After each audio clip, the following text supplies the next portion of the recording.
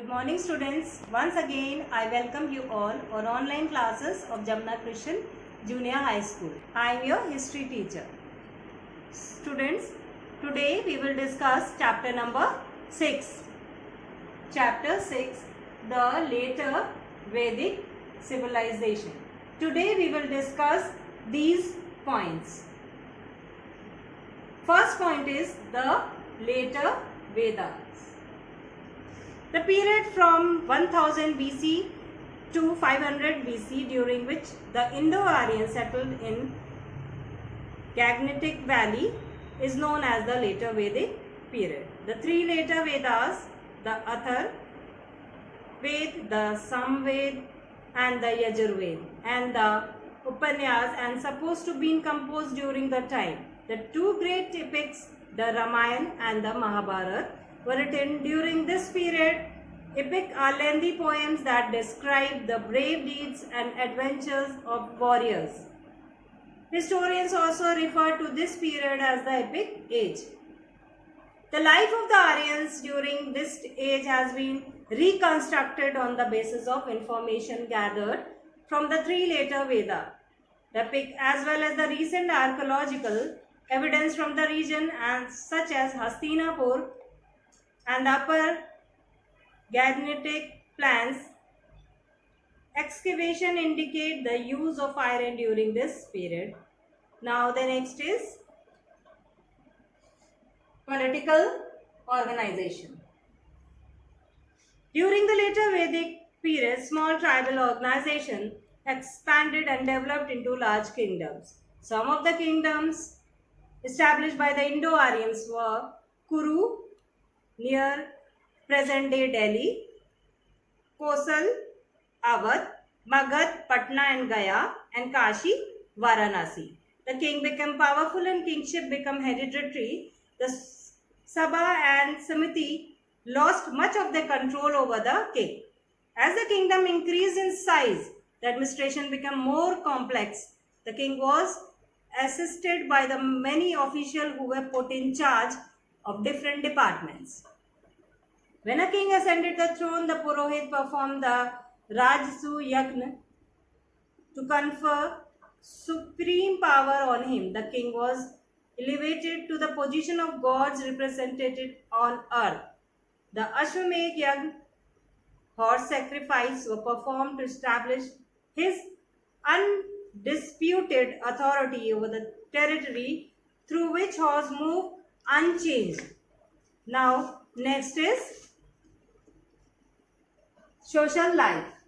In social life, classification of society. The classification of society into four varnas now became rigid and hereditary. The four classes came to be known as four castes. The son of Shastra could not become a Brahma. Caste was not decided by the birth and not by occupation. Intercaste marriage were not allowed. As the caste system became deep-rooted, society got sharply divided. The Brahma and Kshatriya formed the ruling class. The Vaishya were the artisans, the traders and the farmers. The Shudra were the uneducated workers who served the other three classes. Next is family. The joint family system was further strengthened. The birth of a son was welcomed. The position of women declined. They were now considered inferior to men. They no longer took part in assemblies. Their highest duty was to serve their husbands and take care of the family. However, they continued to participate in religious ceremonies. Next is the four ashrams. The life of an Aryan was divided into four stages or ashrams. First is Brahmacharya. Brahmacharya was the first stage of life during which a person stayed with his guru in the Gurukul and received education. Next point is Grihastha. Was the second stage in a person's life during which he got married and led a family life as a householder. Next is Vanprast was the stage when he gave up all worldly ties and went away to the forest to meditate.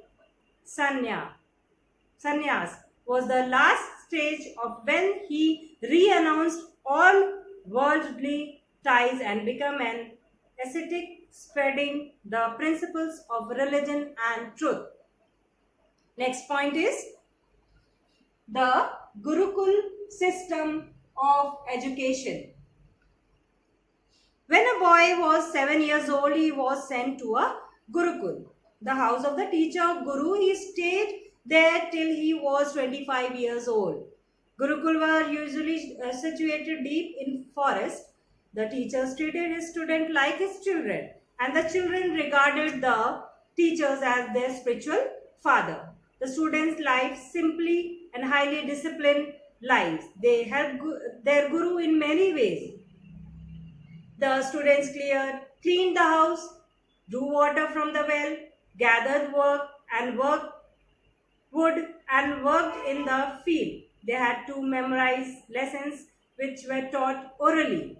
After completing the education, the student paid Guru Dakshina or fees according to their means. In the early Vedic period, there were highly educated women like Maitri and Gargi. In later Vedic period, however, women were not allowed to study Vedic literature. Next point is religion of later Vedic civilization. The god of early Vedic lost their importance. Brahma, the creator, Vishnu, the preserver, and Shiva, the destroyer, became the most important god. The mode of worship became complex. Elaborate ritual and sacrifices were performed. The status of Brahma rose because these complicated rituals could only be performed by them. Next point is epic. The two epics, the Mahabharata and the Ramayana, were composed during the later Vedic period. These two ancient epics contain some of the central ideas of Hinduism. They are valuable sources of information about the ritual practice and values of the epic age. The Mahabharata, originally composed by the Rishi Vyas, is the story of the conflict between the Pandavas and the Kauravas. This conflict ended in a great battle called Mahabharata in Kurukshetra. The Bhagavad Gita, the holy book of Hindu, is based on Lord Krishna's advice to Arjuna during the Kurukshetra battle. The Ramayana is an epic poem composed by Rishi Valmiki. It is a story of life and great deeds of Rama, the son of King Dashrath, the ruler of Ayodhya. Next is Hinduism. The word Hindu comes from the word Sindhu, the Sanskrit term for the river Indus. The roots of Hinduism can be traced to the Indus Valley culture. Hinduism was not founded by any spiritual leader. It is a philosophy and way of life. They evolved over hundreds of years. The making of social and religious beliefs of Indus Valley people and the Aryan settlers led to the elaboration of Hinduism. The essence of Hinduism is the belief in an omnipotent and omnipresent single force or energy, like Shakti. The source energy is called Shakti also. The source of all creation. This creator of universe is God. This God is known as by different names and different forms depending on which aspect of his force is being worshipped. God is a creator, the preserver and the destroyer of the universe. There are three main principles on the Hindu philosophy is based. Dharma means that every person had a moral duty to do what is right and to lead a pious life. Second is karma, means the people must face the consequences of their actions. As the so shall they reap. The present and future life is the result of their action, means karma. Transmigration of souls means that the soul is immortal and it never dies. When people die, only their bodies die, their soul live on, migrate into two new bodies and are reborn. The essence of Hinduism is contained in the Upanyas, which are the fountainhead or original source of Hindu philosophy. Next is economic life. The Aryans had a settled life now. Agriculture was the main occupation. The occupation of the people basically remained the same, but the use of iron and improved farming implements brought about increased prosperity. The people who lived during this period used painted grey vessels, which have been found at many sites in northern India. This period saw the growth of towns and cities as well as the development of trade by barter system. Next and last point is impact of Aryan culture. The Aryan civilization is the cradle of Indian culture. The Hinduism of today is based on the philosophy of the Veda and the Upanyas. The Sanskrit language and Vedic literature act as a unifying force that binds the vast majority of Indians into one nation. Now on page number 54, read the story of Mahabharata, and on page number 55, read the story of Ramayana.